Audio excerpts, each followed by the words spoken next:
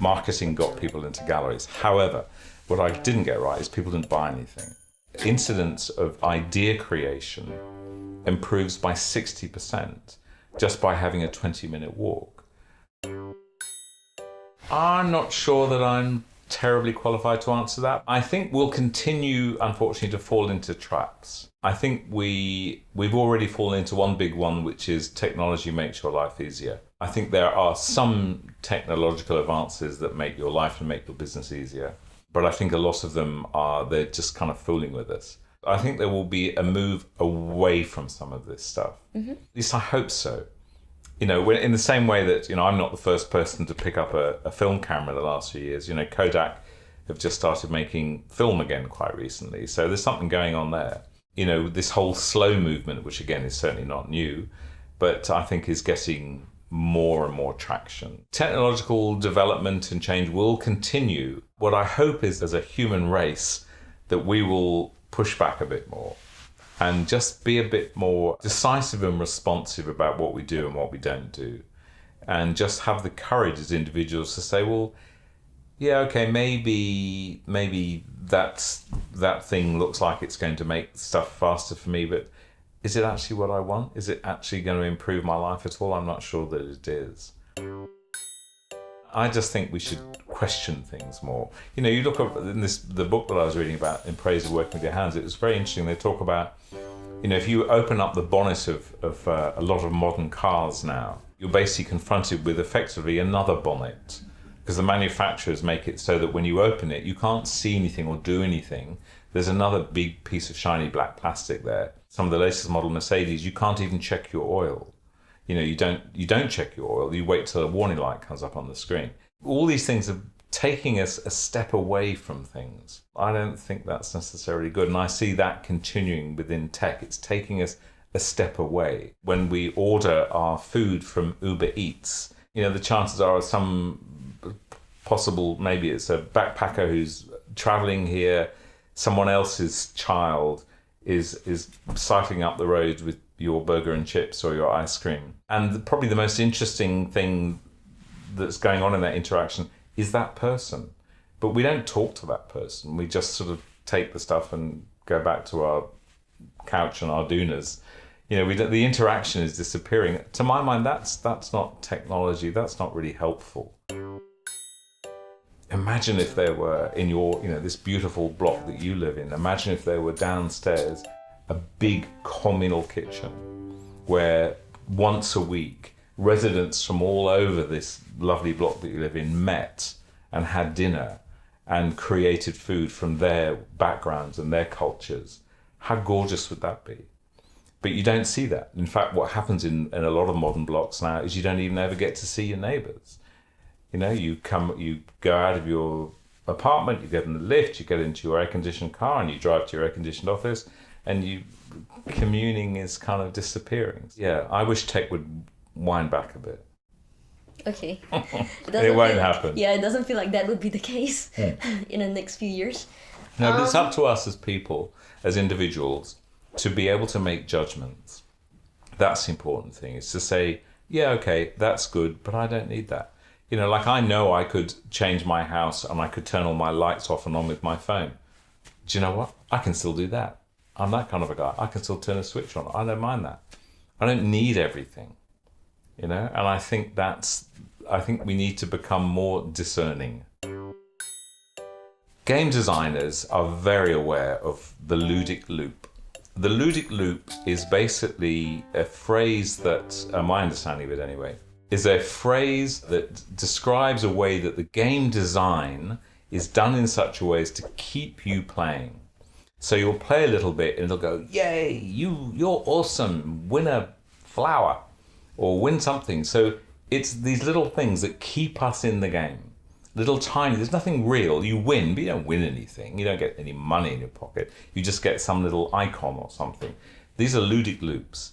And this is what game designers design. And a good game is apparently those that have very efficient ludic loop design, where we end up gaming for hours and hours and hours and hours. So we're not talking to anybody. We're not actually communing with anyone. We're not sharing any of our life knowledge with any other human being.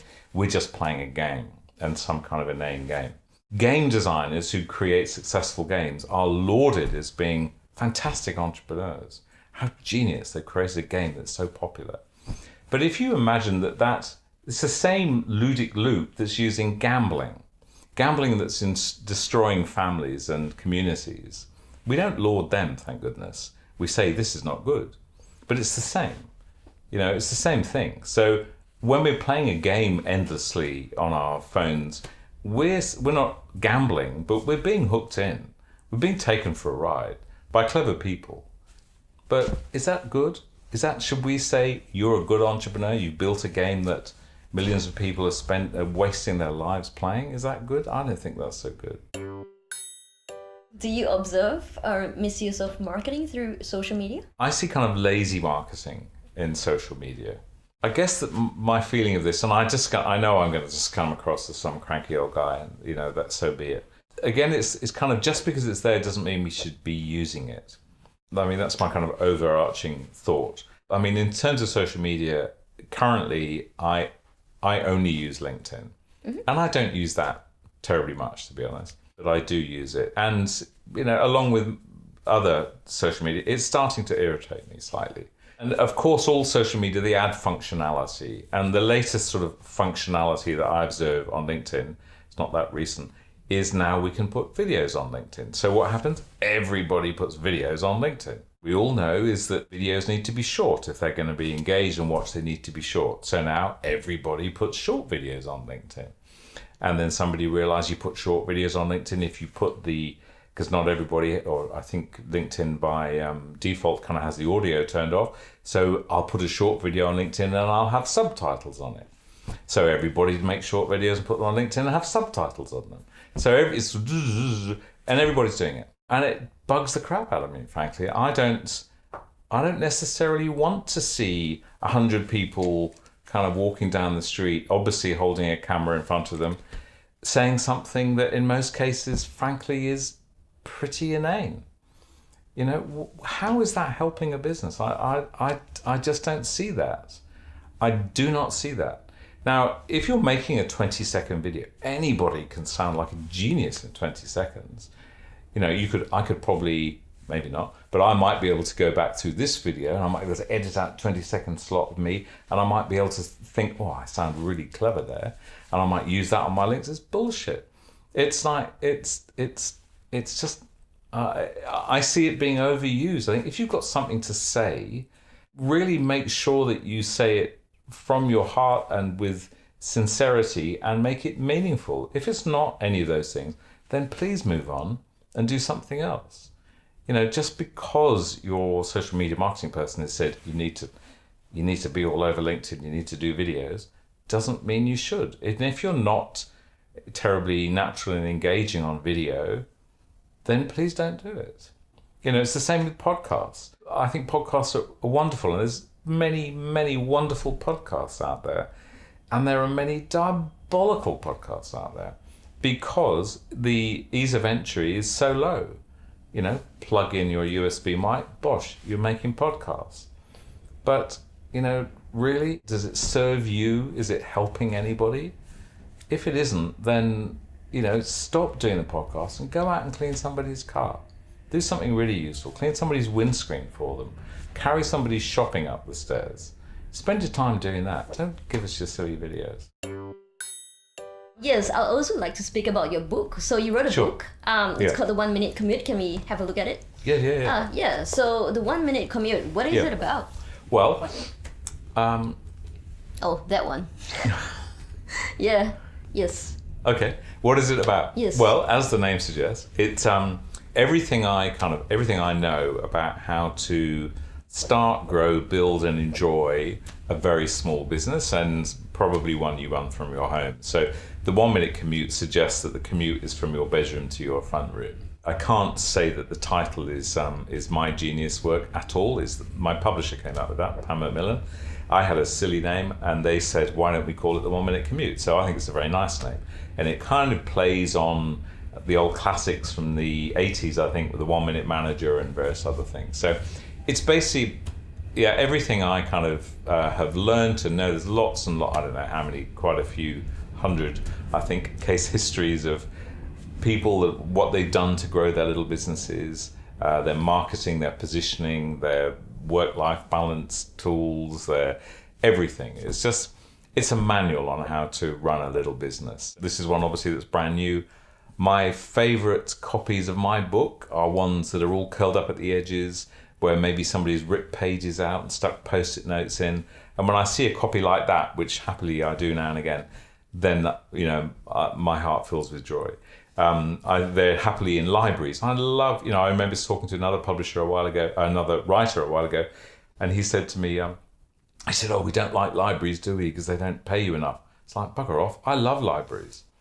I don't care. No one's going to make money out of a business book, really. Very few people. I will make no sort of profit from a business book. I mean, I might cover a bit of my time, but not much. It's not for that reason. It's what I know. I want people to read it. I want people to enjoy it and devour it and throw it around and tear it up and challenge me and all those kind of things. So I love writing books. Okay. Yeah, no. Are you writing the next one?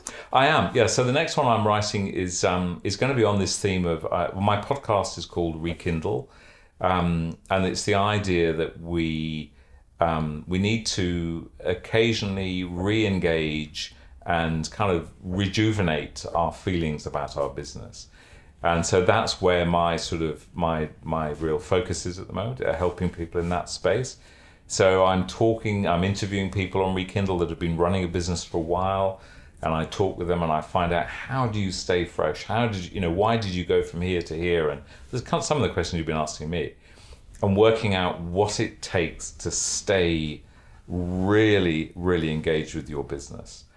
So that's what the focus of the next book will be. And I'm still in the research stage. So look, as I've said to you before, I do things slowly. So, it could be a while, but we look forward to it. Yeah, thank you. Well, I look forward to it as well. Okay. That'll be the next one. And thank you for actually donating this book as well. It's a total someone pleasure. who comments on the video will get this book if your comment is the best comment. I think the best comment, give us a nice challenging comment. Okay. And then I guess we'll do some judging, shall we? Yeah, all right. Yeah. We'll probably do a judging within the first few weeks of the video being out and see whatever you say, I'll do. Okay. All right. So the 1 Minute Commute, check the book out. But I did meet Spike Milligan, who was one of the goons and surely one of just the most creative, crazy comic minds of the 20th century. And interestingly, who spent a good part of his early life living in Woy Woy on the Central Coast in Australia, but didn't have the fondest things to say about Woy Woy. But anyway, so I met him a few times. Hilariously funny man. Not so funny in real life, but very pleasant. What was it like growing up? Well, it was interesting when the Beatles were around, because I was born in the late or mid 1950s, so I was around when the Beatles started. And my sister, who is 3 years older than me, she was really kind of into it. She was just a little bit more at that sort of the right age when the Beatles first came. So there was a lot of competition between the two of us, because in the newspapers every day there'd be a picture of one of the Beatles or the Beatles. And so we'd both kind of rush downstairs to get the newspaper, and Bagsy, the photograph, and because she was my older sister, she invariably won. And then we'd stick the pictures on our bedroom walls. We had adjoining bedrooms. So she used to get very annoyed if ever I found a picture that she hadn't seen and had it on my bedroom wall. So very competitive. Which is a fairly normal brother and sister thing, I think. But it was a deeply wonderful time to be around music in the sort of 60s and 70s and 80s. For me, the Beatles were important to me, but it's probably more kind of David Bowie's kind of era that really started to mean stuff to me. Thanks for hanging fast on the Convo couch, and thank you to Robert for coming along. Pleasure. Thank you. Don't forget to check out his book and subscribe on the links below. See you next time. Look, it's been delightful to be on the couch. Thank you so much. Thank you for the promotions of my book. And if you'd like to follow anything that I do, please have a look at my podcast, Rekindle, wherever you get your podcasts. And maybe pop along to robertgerrish.com, say hi, have a chat, buy me a coffee. See you later. Thank you.